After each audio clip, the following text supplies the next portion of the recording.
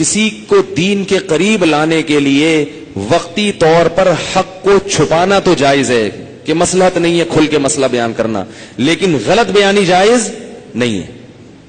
یہ شریعت کا مسئلہ چینج کر دینا جائز نہیں ہے۔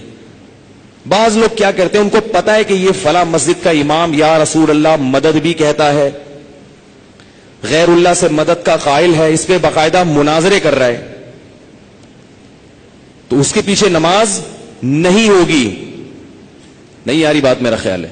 اب آپ اتنے براڈ مائنڈیڈ نہ بنے کہ یار چلتا ہے یار مسلمان میں جوڑ پیدا کرنے کے لیے، بھئی جوڑ پیدا کرنے کے لیے کافر کے پیچھے تھوڑی نماز ہو جائے گی، اللہ کے بندو اس کا ذبیحہ تھوڑی حلال ہو جائے گا۔ لوگ کہتے ہیں بھائی اس کی بات کا دوسرا مطلب بھی تو ہو سکتا ہے، میں کہتا ہوں ہاں ہو سکتا ہے، لیکن یہ اس کا ہو سکتا ہے جس سے پوچھو تو وہ دو تین مطلب بیان کرے، لیکن آپ اس سے پوچھ رہے ہیں وہ کہہ رہے نہیں میری یہی مطلب ہے جو میں کہہ رہا ہوں، اور اس پہ مناظرے کر رہے ہیں وہ بیٹھ کے،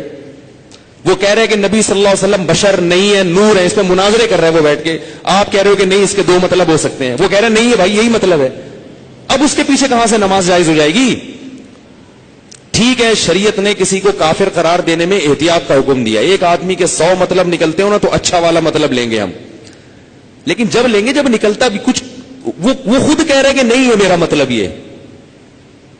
وہ کہہ رہے آؤ اس پہ مناظرہ کرو، میں ثابت کروں گا کہ نبی بشر نہیں ہے،